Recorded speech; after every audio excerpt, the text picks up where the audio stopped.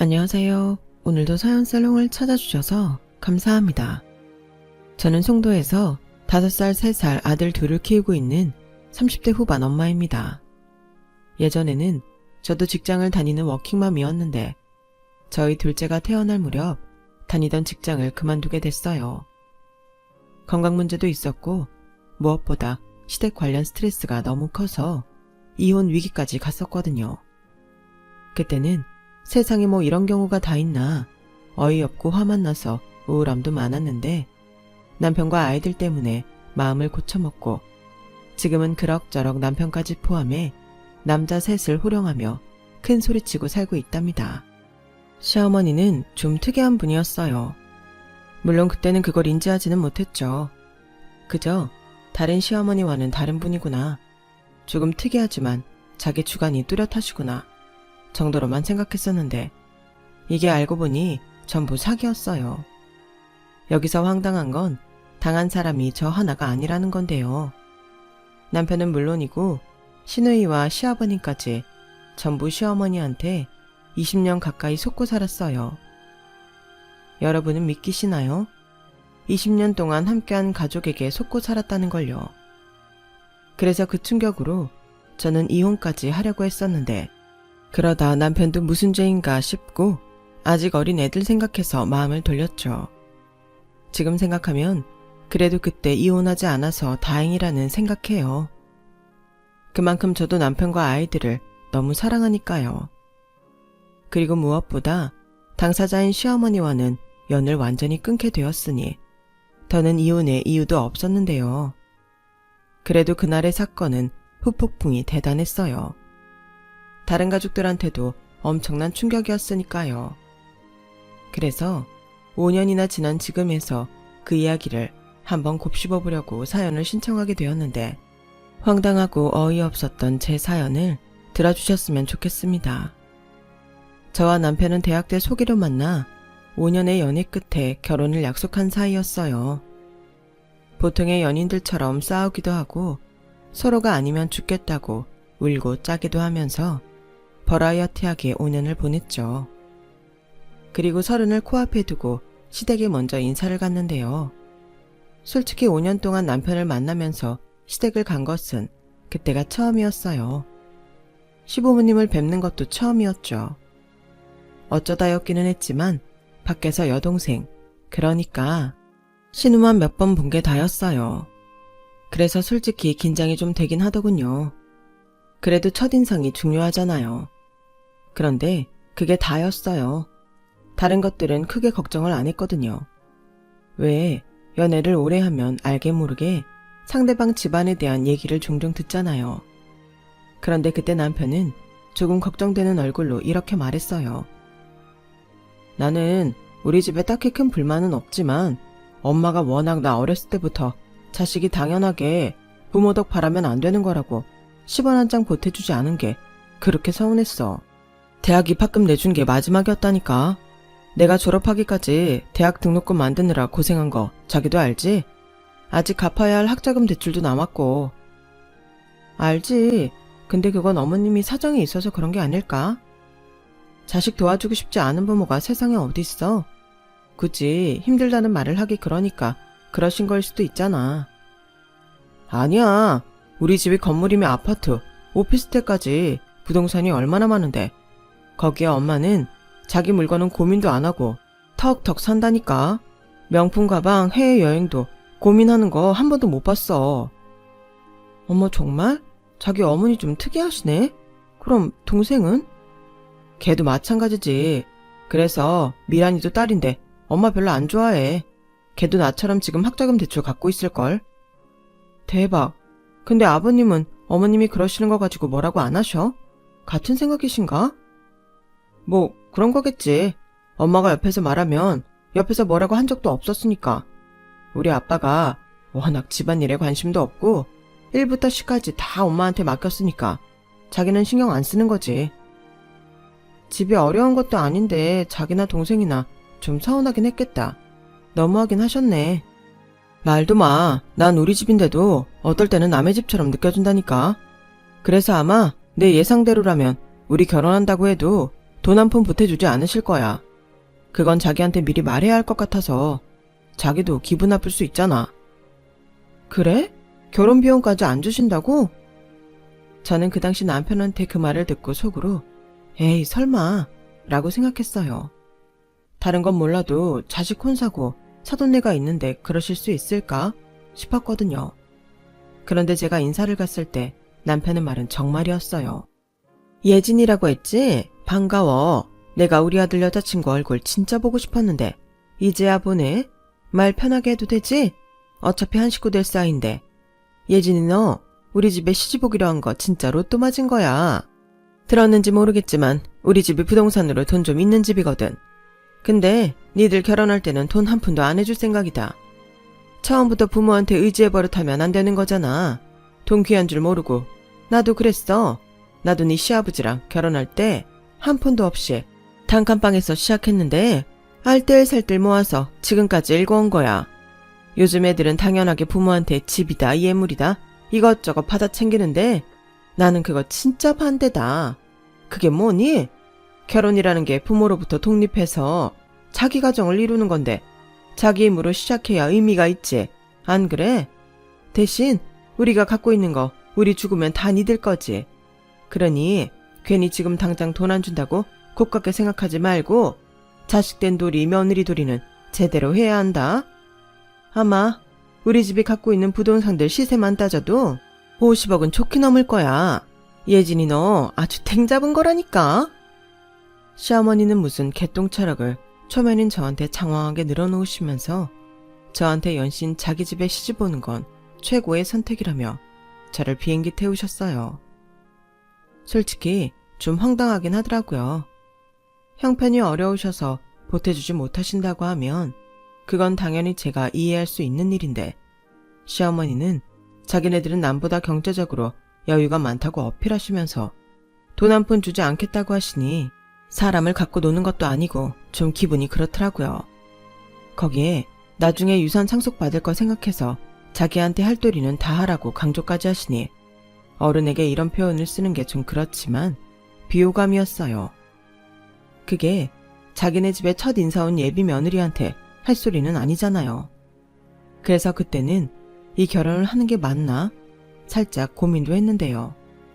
사랑이 뭔지 콩깍지가 뭔지 남편과 헤어지는 건 상상할 수조차 없겠더라고요. 남편도 자기 어머니가 그렇게 말하니 귀까지 빨개지면서 무슨 그런 소리를 초면에 하냐고 막 뭐라고 하는데 그게 또 제 눈에는 괜찮아 보였어요. 제 편을 들어주는 거잖아요. 콩깍지가 확실했죠. 그리고 저는 원래도 단순하고 긍정적인 성격이라 처음엔 당황하긴 했어도 이내 금방 그래 돈이 없어서 매달 생활비를 달라시는 것도 아닌데 이 정도면 아주 최악은 아니네 라고 생각했고 가운데서 진땀을 빼고 있는 남편을 위해 애써 웃으며 이렇게 말했는데요. 알겠습니다. 저는 괜찮아요. 어머, 이봐봐. 우리 집 며느리 될 사람은 달라도 뭐가 다르네. 여보, 당신도 우리 예비 며느리 마음에 들죠? 나는 아주 꼭 마음에 들어요. 나야 지용이랑 당신이 마음에 든다고 하면 무조건 오케이지. 예진이라고 우리 앞으로 잘 지내봐요. 지용이 엄마가 좀 까탈스러워도 사람은 똑소리나고 괜찮아. 네, 제가 많이 배울게요. 그리고 저도 잘 부탁드려요, 아버님. 저는 그렇게 애써 예비 시부모님의 기분을 맞춰드렸어요. 그러니 남편 얼굴에는 그제야 화색이 돌더라고요. 그리고 인사를 마치고 시댁을 나오는데 남편이 제 손을 꼭 잡으며 이렇게 말했어요. 자기야, 오늘 진짜 고마워. 내가 앞으로 평생 잘할게. 아까 우리 엄마 말에 기분 나빴지? 뭐 좋다고 하면 거짓말이긴 한데 이성적으로 생각하면 자기 어머니 생각도 그건 그거대로 괜찮은 것 같아. 사람은 원래 다 다른 거니까. 그리고 내가 자기 돈 보고 만난 것도 아니잖아. 그래서 괜찮다고 한 거야. 뭘 그런 거 가지고 고맙다고. 당연히 고맙지. 요즘에 어떤 여자가 그런 걸 통 크게 이해하겠어? 우리 예진이밖에 없지. 역시 자기는 최고야. 땡 잡은 건 나라니까. 남편은 아무래도 그 상황을 긍정적으로 넘긴 제가 그렇게 고마웠나 봐요. 그리고 제 주변 친구들한테 이 사실을 말했더니 무슨 그런 시어머니가 다 있냐며 나중에 줄 유산 중에 몇 억만 떼서 신혼집에 보태줘도 될 것을 굳이 그렇게 하냐고 한 소리를 했는데 그때는 제가 좀 묘안이 되긴 하더군요. 저만 이상하게 생각하는 게 아니라는 게 묘하게 안심이 됐어요. 그리고 저희 친정에서는 처음엔 좀 이상해하며 의아해하다 이내 저한테 이렇게 말씀하셨는데요. 그래 뭐 자식이 결혼한다고 돈을 꼭 보태야 하는 건 아니지. 강요할 수 있는 것도 아니고. 근데 요즘 세상이 너무 힘드니까 자식들 덜 고생하게 조금 도와주는 건데 당신께서 주관이 그렇다고 하시니 그건 어쩔 수 없지. 대신 큰 평수는 좀 힘들어도 작은 평수 아파트는 엄마가 내 아빠랑 상의해서 우리 쪽에서 하는 걸로 하자. 정말 그렇게 해줄 거야? 작은 평수라도 아파트는 아파트잖아. 비쌀 텐데. 그래도 남들 다 부모 도움 받아서 시작하는데 니들만 맨 땅에 헤딩하게 둘 순 없잖아. 우리 집에서는 그래도 네가 첫 혼사인데 그냥 이렇게라도 하자.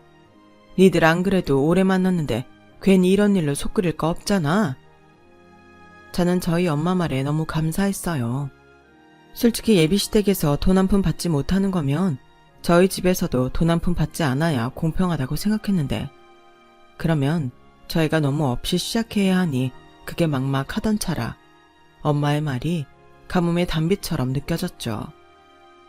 저희 친정은 시댁처럼 부동산 부자는 아니었지만 그래도 아빠가 친가 유산을 꽤 많이 상속받아 여유가 없진 않았어요. 그래서 저희 아빠도 동의하셔서 친정에서 작은 평수 아파트를 마련해 주시기로 하셨는데 그 사실을 안 시어머님이 아주 정색을 하시며 난리도 아니시더군요. 무조건 받으면 안 된다고 그러면 자신의 가치관에 어긋난다며 남편을 그렇게 잡았다고 했는데요. 결국 제가 화가 나서 양과 똑같이 도움받지 말자고 했고 저희는 시어머니 바람대로 전세자금 대출 받아서 신혼집을 구했어요. 솔직히 당신들한테 사달라는 것도 아니고 저희 부모님이 원하셔서 해주겠다고 하시는 건데 사돈한테까지 자기 기준을 강요하는 시어머니의 태도에 기분이 좋지 않았어요. 그리고 결혼 후에야 시어머니의 진짜 속내를 알 수 있었는데요. 내가 지금에서야 말하는 건데 생각해봐라.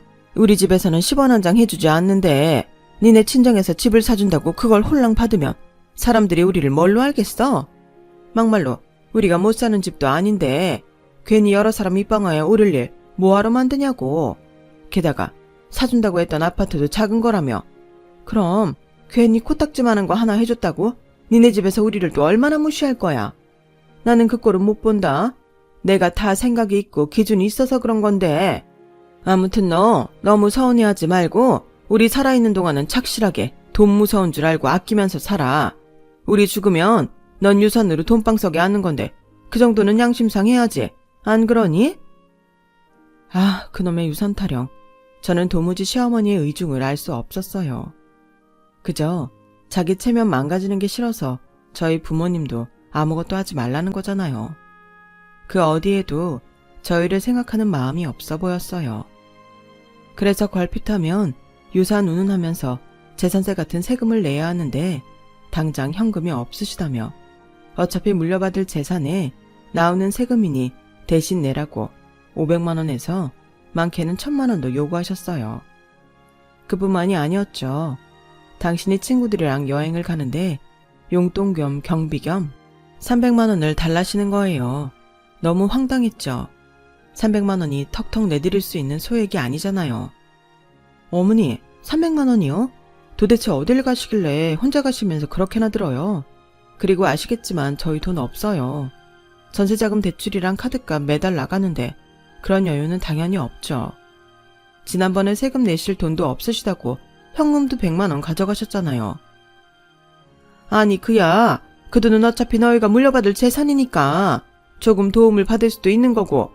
그리고 친구들 다 자식들한테 돈 받아서 여행 가는데 그럼 나만 모냥 빠지게 내 돈으로 가냐?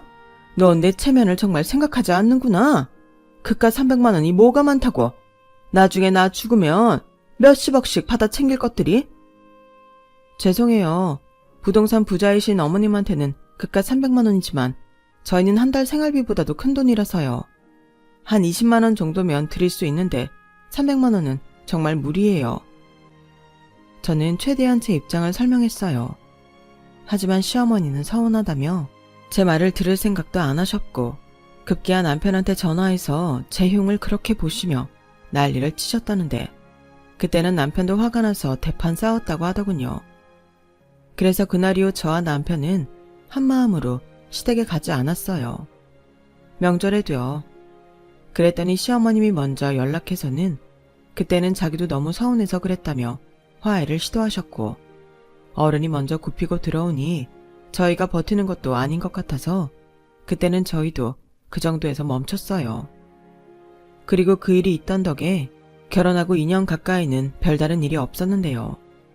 가끔 유산 타령을 하시긴 했지만 그것도 그냥 한쪽 귀로 듣고 흘려버리니 큰 스트레스는 아니었어요.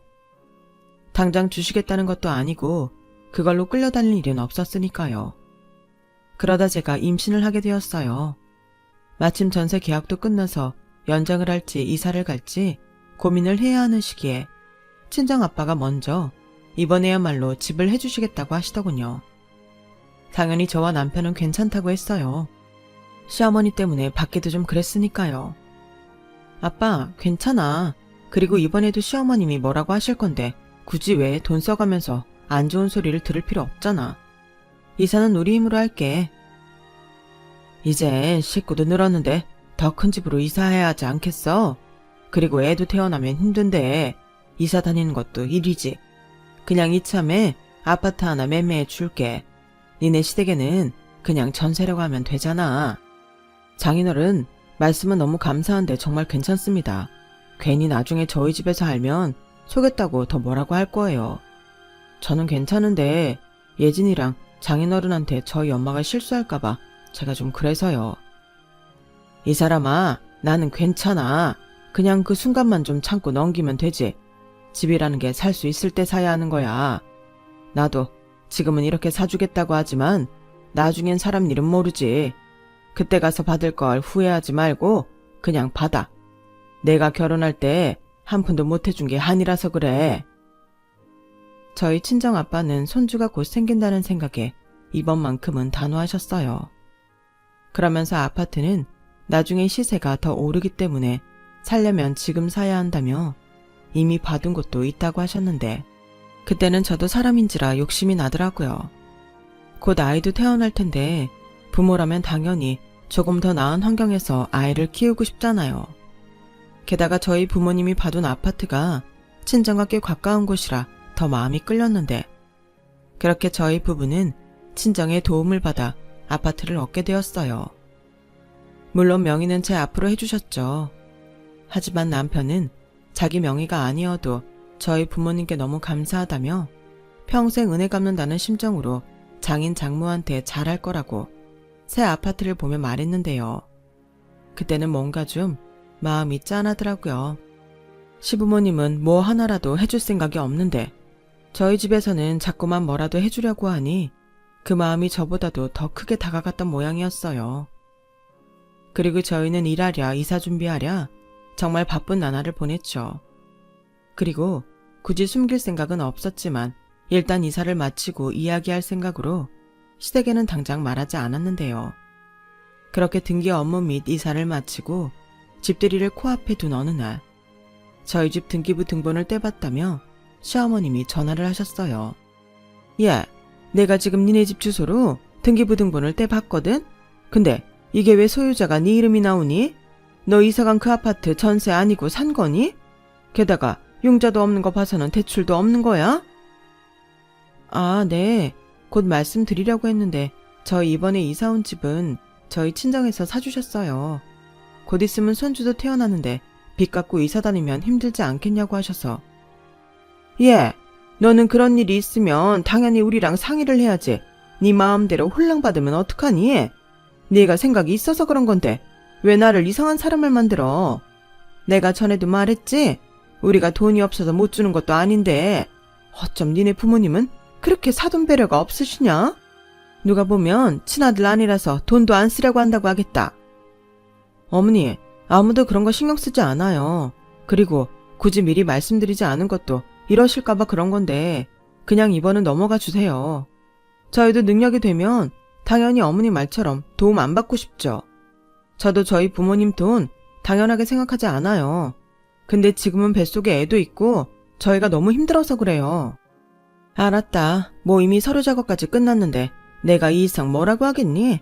대신 누가 물으면 너 반드시 시댁이 돈은 많은데 일부러 생각이 있어서 그러신 거다 라고 꼭 말해라. 알겠니? 저는 그게 뭐가 중요하다고 저러시나 한숨이 푹 하고 나왔어요. 그리고 일단 알았다고 대답은 했죠. 그렇게 그 일은 지나갔고 저는 저희 부모님이 해준 넓은 집에서 출산까지 무사히 하고 첫 아들과 새 가족으로 행복한 시간을 보냈어요. 친정이 가까우니 친정엄마 도움을 정말 많이 받았죠. 덕분에 저는 출산휴가 끝내고 무사히 복직할 수 있었고 시어머니는 당신 손주는 보고 싶지만 제가 봐달라고 부탁이라도 할까봐 저희 집에는 잘 오지 않으셨어요. 저는 그래서 오히려 좋았죠. 이사 오기 전에는 그래도 주말이면 시댁에 가야 했는데 이사 후에는 시어머님 집이 아닌 밖에서 밥이나 먹자고 하셔서 너무 좋더라고요. 남편도 좋아했어요. 그뿐만이 아니었죠. 저희 친정은 저와 여동생이 있는데 첫 손주고 첫 조카라 그런지 제가 아무 말도 하지 않았는데도 제발 아이 좀 맡기고 데이트나 가라며 성화를 부렸고 그래서 아이러니하게도 아이 낳고 생활의 질이 더 좋아졌어요. 저는 회사 일에도 더 집중할 수 있으니 승진까지 하게 됐죠. 그때 저는 앞으로도 계속 이런 삶을 살 거라고 생각했어요. 그런데 아이가 돌이 지날 무렵 저는 둘째를 임신하게 되었는데 시어머님이 잠깐 보자시며 회사 앞으로 찾아오셨더라고요. 어머니, 여기까지 무슨 일이세요? 왔니? 너 몸은 좀 어때? 조금 더 있다가 일을 갔지 뭐가 급하다고. 승현이도 아직 어린데 둘째를 가져. 그러게요. 저희도 계획이 없었는데 이렇게 됐네요. 그래도 저희한테 온 아가인데 기쁜 마음으로 품어야죠. 그야 그렇지만 에휴 그래. 원래 하나보다는 형제 남매가 있는 게 낫다. 말이 나와 하는 소리지만 우리 미란이도 지 오빠를 엄청 따랐어. 그랬어요? 아, 요즘 아가씨는 어떻게 지내고 있대요? 그때 만나고 있다는 사람하고는 아직도 만나요? 말도 마라. 그 남자 집에서 그렇게 우리 미란이랑 결혼시키고 싶다고 한다는데 내가 요즘 그래서 머리가 다 아프다. 미란이 지금 살고 있는 원룸 계약이 3달 뒤에 끝나거든. 그래서 겸사겸사 결혼 얘기가 나오고 있는데 딸은 또 아들이랑 다르네. 아무래도 그렇죠. 여자 쪽에서 신경 쓸 일이 더 많잖아요. 혼수며 예단이며. 그 남자 집에 좀 산다고 들은 것 같은데. 그래, 그래서 더 골치야. 그냥 이런 거 저런 거 표 안 나게 할 바에는 집이라도 하나 하는 게 낫지 않을까 싶고. 집이요? 아가씨한테 집 해주시려고요? 아니, 그냥 생각이 그렇다고. 너도 알지? 난 죽기 전까지 자식들한테 돈 줄 마음이 없어. 그래야 공평하지. 그냥 딸이라서 걱정이 많다. 뭐 그런 거야. 조건으로 보면 결혼할 집도 나쁘진 않은 것 같고. 저는 어머님이 웬일로 자식 걱정을 하나 싶었어요. 참고로 저희 신우도 서울에 있는 회사에 취직해서 경기도인 본가에서 독립하려고 집에 월세 보증금을 부탁했는데 저희한테 그렇듯 자기 주관상 안 된다고 거절당했대요. 그래서 다 큰 여자가 고시텔에서 근 4년을 지내다 지금 살고 있는 원룸 월세를 얻었는데 그 때문인지 신우는 더 자기 집에 애정이 없어 보였어요. 어버이날이나 명절 생신에는 10만 원 이상 용돈 드린 적도 없고요. 그래도 고실텔과 원룸 월세 살면서 악착같이 적금이다 펀드다 해서 돈을 꽤 모았다고 했는데 그래도 서울은 물가가 비싸니 어려움이 많긴 하나 보더라고요. 그래도 아가씨가 워낙 야무지니까 알아서 잘할 거예요. 지금까지도 잘해왔잖아요.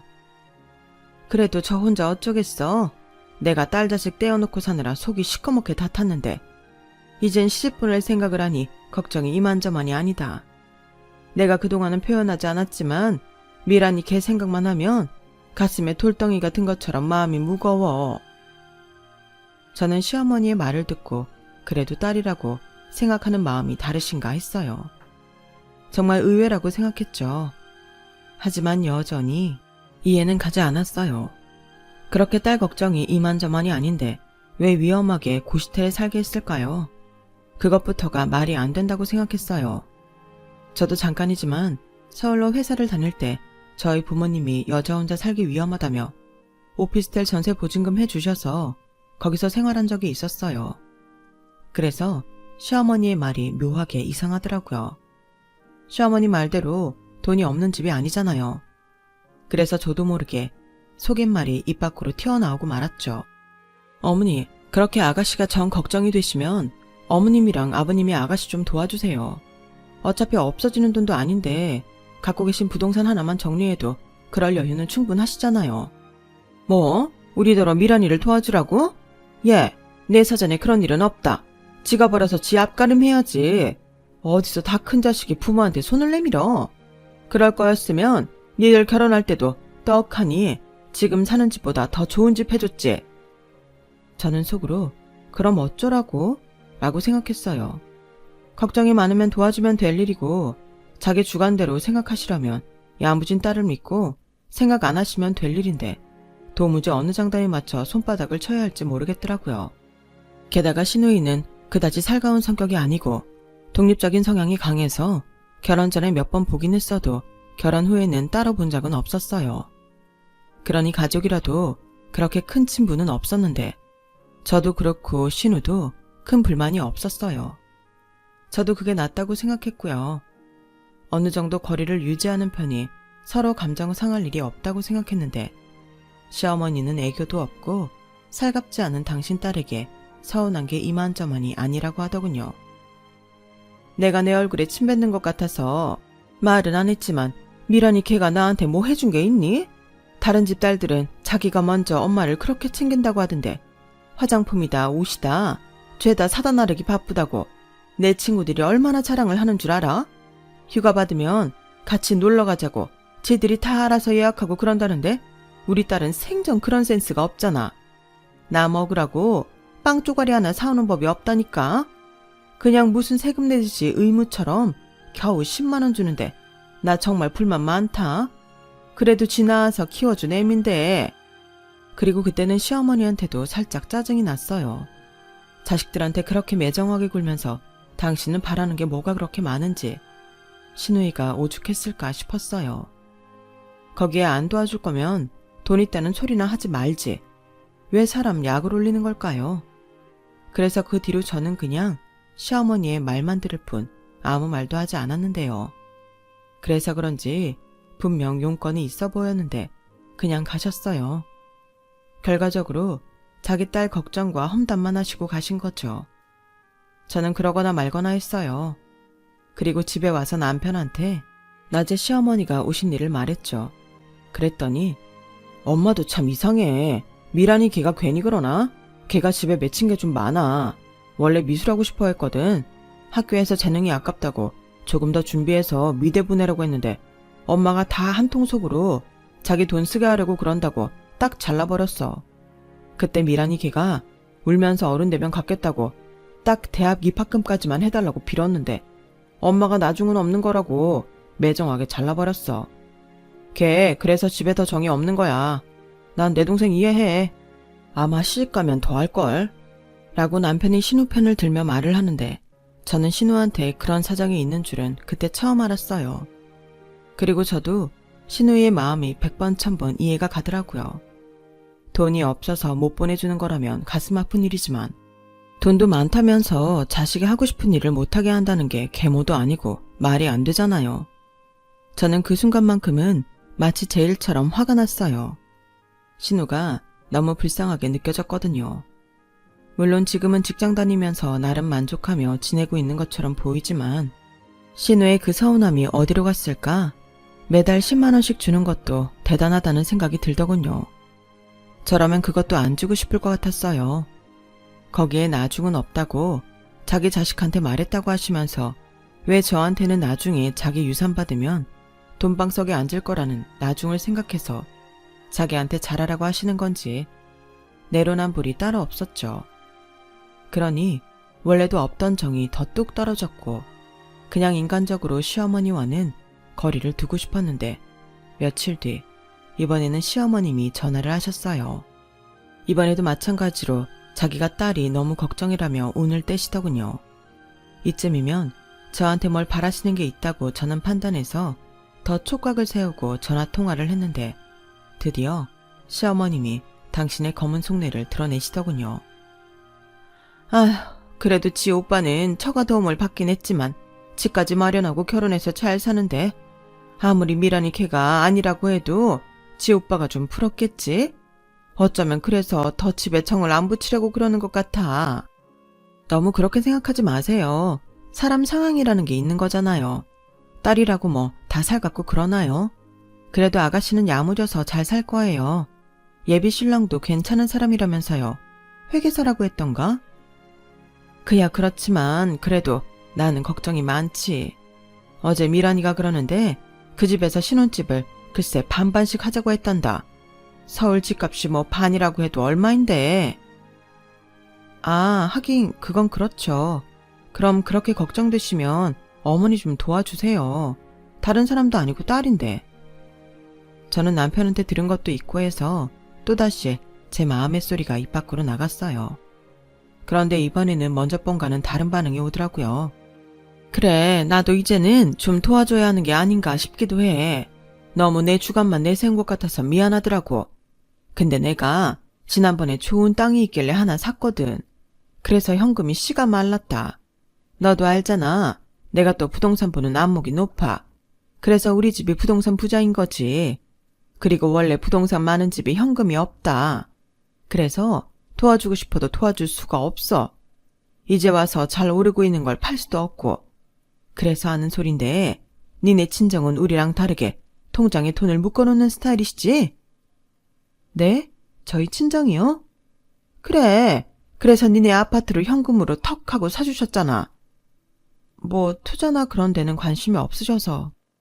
그러니까 그래서 하는 말인데 요즘 사돈 네분은 어떻게 지내셔? 집안에 뭐 골치 아픈 일은 없지? 사돈 처녀도 이제 시집을 가야 할 텐데. 아, 제 동생은 아직 결혼 생각이 없나 봐요. 만나는 사람도 없고 지금은 일하고 자기를 위해서 돈 쓰는 게 좋다고 하네요. 저희 부모님은 하고 싶은 대로 하라고 하시는 주의고. 가만 보면 너희 부모님도 정말 대단하셔.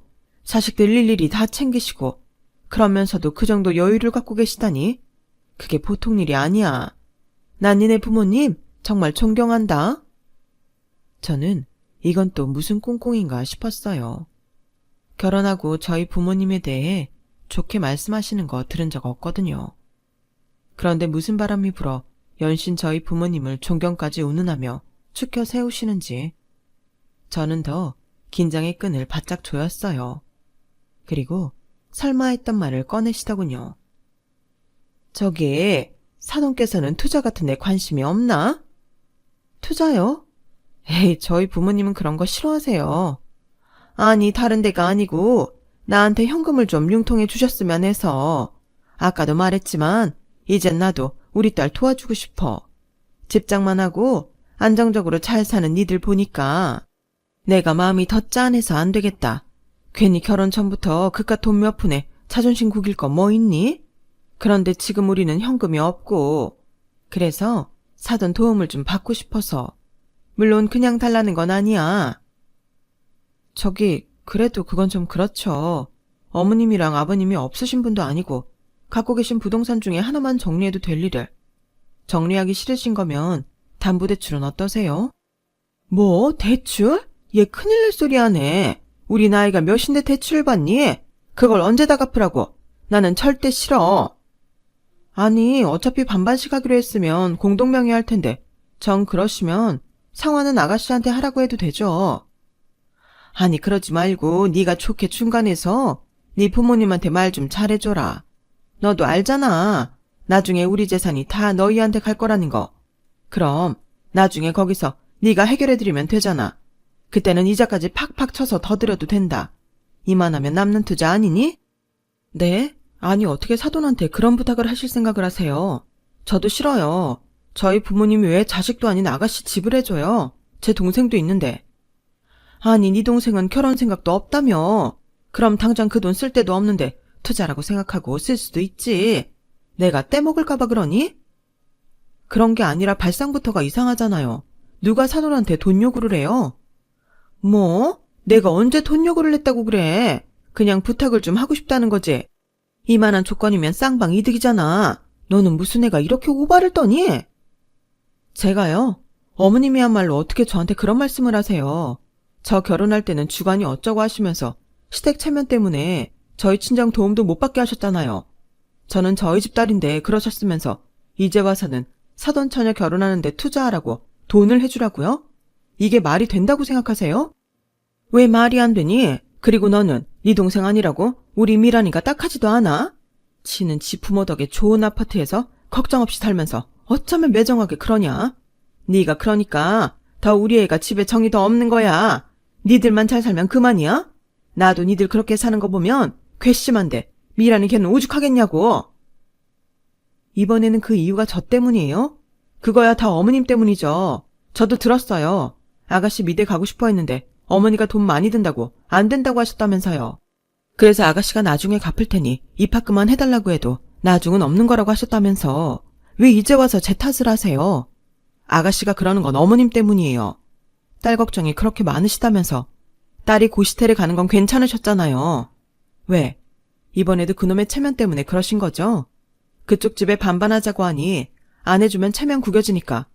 그렇다고 저희 때처럼 한 푼도 못 해준다는 말은 못 하시겠고. 그래서 남인 저희 부모님한테까지 손 벌리시는 거잖아요. 저는 돈도 있는데 왜 그러시는지 모르겠어요. 아, 답답해. 이렇게 말이 안 통해서야 내가 너한테 무슨 말을 하니? 됐다. 그리고 너, 네 부모 믿고 그러나 본데 그러는 거 아니야.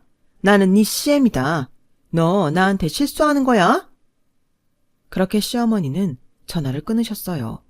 실수 어쩌고 하는 게 이제부터 저를 막 부려먹겠다는 선전포고로 들리더라고요. 그래서 열받아서 남편한테 전화해 모두 다 말해버렸어요. 화도 엄청 냈죠.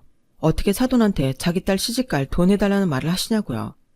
그러면서 그 돈 안 해주면 시집살이 시키겠다는 듯 그렇게 말씀하시니 저는 임신한 몸이라도 이혼하고 싶다고 했어요. 그러자 남편이 펄펄 뛰며 자기가 알아서 해결한다고 하더군요. 뭐 그 결과 남편이랑 시어머니는 또 대판 싸웠어요. 남편이 처가덕에 집장만 해서 자기도 염치가 없어 죽겠는데 어떻게 자기 동생까지 거기에 얹히냐고 막 뭐라고 한 모양이었는데 그래서 그 불똥이 시누이와 저한테까지 튀고 말았어요. 아니, 너는 입도 참 싸다. 그걸 너만 알고 있으면 되지. 무슨 부모 자식 갈라놓으려고 네 남편한테 홀라당 말을 하냐? 그래서 집안 분란 만들어 놓으니 좋냐? 좋아? 어머니, 왜 저한테 그러세요? 먼저 말도 안 되는 말씀하신 건 어머니시잖아요. 저는 그이한테 가서 따지라고 안 했어요. 그냥 이렇게 살기 싫으니까 이혼하고 싶다고 했죠. 그게 그 소리잖아. 임신한 게 무슨 벼슬이라고? 엄마, 그만해. 내가 언제 엄마한테 돈 해달라고 했어? 나 대학 입학금도 내가 벌어서 해결했어. 그리고 오빠 어떻게 결혼했는지 뻔히 다 봤는데 내가 엄마한테 돈 해달라고 할 줄 알았어? 왜 사람이 하지도 않은 말을 해서 올케 언니 앞에서 사람 쪽팔리게 만들어? 아니, 나는 네가 걱정돼서 도와주려고 했지. 도와주려면 엄마 아빠 부동산을 팔아서 도와줘야지. 왜 올케 언니네 집 돈을 탐해? 내가 들어도 말이 안 되잖아. 그리고 정말 그 부동산이라는 거 있긴 있어? 난 정말 그거부터가 의심스러워. 이참에 등기부 등본 좀 떼보자. 엄마가 말한 재산이 정말 있는지 나 확인하고 싶어. 뭐야? 네가 지금 나한테 그게 할 소리니? 왜? 맨날 있다고만 들었지 확인한 적이 없잖아. 나중에 물려준다 뭐 어쩐다 말만 하지? 말만 하지 말고 보여줘. 신우이는 그야말로 눈이 돌아 있었어요. 아마도 그동안 쌓인 게 터진 거겠죠. 그리고 그 말을 들어보니 저도 그 실체를 확인하고 싶더라고요. 그리고 결국 신우이는 집요하게 시어머니를 압박하더니 시아버님의 동의를 얻어 재산 조회를 신청했고 그 결과는 저희 모두를 충격에 빠뜨리고 말았어요. 그렇게 많다고 우기셨던 건물과 땅은 하나도 없었어요. 그나마 아버님 이름으로 부산에 있다는 상가 건물도 시어머님이 저희 결혼하기도 전에 팔아버리신 것 같은데 시아버님이 그걸 이제야 아신 거예요. 당연히 시아버님은 완전히 열받아서 그 돈 다 어디에 썼냐고 시어머님을 몰아붙였고, 도대체 뭘 하신 건지 시어머니는 아무 말도 못 하시더군요. 그리고 불안하셨던 아버님은 곧장 채무조회도 하셨는데 시어머니 앞으로 몇 억의 빚이 있으셨어요. 결국 있다고 한 모든 부동산은 단 하나도 없고 없다고 한 빚만 있었던 거예요. 저는 땡 잡은 게 아니라 제 무덤을 판 거죠. 재산이야 없어도 그만인데 빚이 있다고 하니 그 순간은 저도 헉 했으니까요. 그러면서 저희 부모님께 현금 융통까지 하려고 했더니 정말 소름이 끼쳤어요. 그리고 그제야 알았죠. 주관 어쩌고 하신 것도 다 당신 돈 없는 거 들킬까 그러셨던 거예요. 그리고 돈 없는 거 알면 자기가 무시당할까 있지도 않은 재산 운운하며 그렇게 온 가족을 속이신 거죠. 너무 황당하지 않나요? 저는 그렇다고 쳐도 시아버님과 남편 그리고 신우까지 그 사실에 넋이 나가 있더라고요. 왜 아니겠어요? 그렇게 수십억 자산가인 척 유난을 떠셨는데 온 가족이 다 속았으니 그 원망이 대단했죠. 결국 시아버님은 더는 서기꾼과 살 수 없다며 이혼 소송과 함께 집을 나가버리셨어요. 그나마 다행인 건 시아버님 명의 앞에 집은 그대로였다는 건데 시아버님은 그걸 팔아 다른 곳으로 잠적해버리셨어요. 거기에 신우는 이렇게 결혼하면 안 될 것 같다며 파혼까지 했는데 솔직히 그건 좀 마음이 아팠어요. 결혼까지 생각하다 자기 부모 때문에 파혼이라니 제가 다 속이 쓰리더라고요. 하지만 신우의 마음은 확고했어요. 자기는 대등하게 결혼하고 싶은데 괜히 예비시댁에 이 일로 책 잡히고 싶지 않다며 나중에 결혼을 하더라도 자기 힘으로 하겠다고 하더군요. 그렇게 저희 시댁은 시어머니의 초대형 거짓말로 완전히 산산조각이 났어요. 시아버님은 지금도 어디서 무얼 하는지 알지도 못하고 신우이와는 더 멀어졌죠. 그 와중에 저는 스트레스를 많이 받아서 그런지 몸이 안 좋아졌고 힘들게 아이를 출산했는데요. 하마터면 저도 아이도 위험할 뻔했어요. 제가 임신 중독으로 거의 깨어나지 못했거든요. 거기에 둘째 아들도 태어나자 자기가 호흡을 하지 못해 난리였는데 그래서 남편이 제가 깨어날 때까지 매일 울면서 지냈다고 하더군요. 이제 자기한테는 저랑 아이들밖에 없다면서 그렇게 매일 울었다고 했어요. 오죽하면 제 동생이 저보다도 자기 형부가 잘못될까봐 무서웠다고 하는데 아마 집안에 그 일이 있고 난 후라 남편이 더 그랬던 게 아닐까 싶었죠. 그리고 저희 부모님도 모든 사실을 다 아시고는 저희 남편을 더 챙기려 하셨는데 어째 그러면 그럴수록 남편의 마음은 더 공허해져만 갔다고 했어요. 그렇게 저는 거진 보름 만에 의식을 회복했고 아이도 무사히 퇴원할 수 있게 되었는데요. 문제는 시어머니셨어요. 저라면 염치가 없어서 나타나지 못할 것 같은데 당신 살 길이 막막하다 보니 지푸라기라도 잡는 심정으로 자꾸만 저와 남편을 찾아와 도와달라고 하셨는데요. 당연히 저는 몸이 힘들어서 그걸 감당할 수 없었고 회사까지 그만두게 되었는데 보다 못한 남편이 큰 결심을 하더군요. 저한테 멀리 이사를 가자고 했어요. 그리고 그 말을 들은 저희 친정도 그게 좋겠다고 함께 이사를 가자고 하셨는데 얼마나 일이 빨리 진행이 됐는지 정신을 차려보니 지금의 송도로 제가 이사를 와 있더군요. 저는 몸 회복 때문에 병원과 집을 오가야 했는데 그러면서 저와 남편은 핸드폰 번호까지 바꿔버렸죠. 만약 이렇게 했는데도 또 찾아온다면 그때는 접근 금지 신청을 할 생각이었어요. 그런데 그게 그래도 효과가 있었는지 지금까지 시어머니와 연은 끊겼어요. 이걸 다행이라고 하는 게 맞는 건지 가끔 친정 식구들과 제가 너무 잘 지내면 묘하게 남편 눈치가 보여요. 괜히 자기 식구들 생각이 날 것 같아서 의식이 되더라고요. 그리고 저희 부모님은 정말 저희 남편을 아들처럼 챙기시는데 그래서인지 남편도 저희 집안에 든든한 아들처럼 행동해요. 솔직히 힘쓰는 일은 저희 아빠보다도 저희 남편이 더 잘하더라고요. 요즘은 가구도 조립이 많은데 그럴 때면 항상 저희 남편이 부르지도 않았는데 해결하러 저희 친정을 가곤 합니다. 저희 아빠는 눈도 침침하시고 설명서가 그렇게 어렵대요. 그러니 저희 엄마의 사위사랑이 말도 못해요. 아우, 우리 집에 청서방 없었으면 어쩔 뻔했어. 이런 가구 하나 조립도 못하는데. 청서방이 없으면 나는 이제 불편해서 못 살아. 우리 내일 청서방 좋아하는 아롱사태 수육 먹으러 갈까? 장모님, 참, 제가 요즘 장모님 때문에 살이 쪄서 맨날 승현이 엄마한테 혼나요. 누가 감히 내 사위를 혼을 내? 이놈의 기집애 안 되겠네. 그러지 말고 내일은 무조건 수육이야. 예진이 빼고 자네랑 나 둘만 가자고. 알겠지? 네, 장모님. 역시 우리 장모님은 내 편이라니까. 당연하지. 자네는 나한테 사위가 아니라 아들이야, 아들. 또 시작했네. 사위사랑은 장모라고 하더니 나랑 우리 언니만 불쌍하지. 어쩔 때는 엄마가 시집간 것 같아. 언니도 좀 뭐라고 해. 냅둬. 둘이 좋다는데 나는 빠질란다. 너도 질투나면 얼른 시집가. 엄마 막내 사위 생기면 변하겠지. 저는 이렇게 살아요.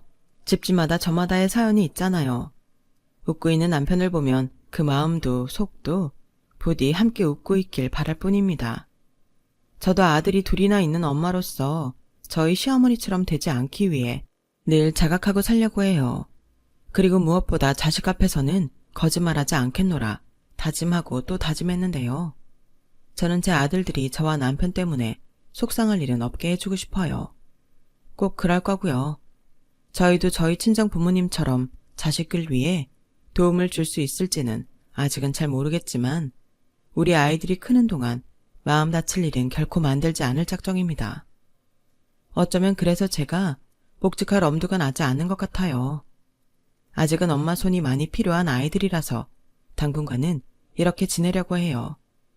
아이들이 학교에 가면 그때는 저도 또 달라지겠죠. 인생엔 정답이 없지만 우리 가족 안에서는 지금이 늘 정답처럼 확신을 갖고 서로를 아끼며 화목하게 살려고요. 인생 뭐 있나요? 지금이 건강하고 행복하면 그만이죠. 저는 앞으로 제 남편과 제 아이들 그리고 기꺼이 저희와 함께 이사까지 한 저희 친정 식구들을 위해 제가 더 많이 노력하면 살 거예요. 그러면 언젠가 저희 남편도 시어머님이 준 상처를 훌훌 털고 더 많이 행복해질 수 있겠죠. 그래도 제 남편인데 저는 제 남편이 세상에서 가장 행복했으면 좋겠습니다. 제 사연은 여기까지예요. 지금까지 제 이야기 어떻게 들으셨나요? 저희 시어머니 같은 이상한 분은 아마 더는 계시지 않겠죠?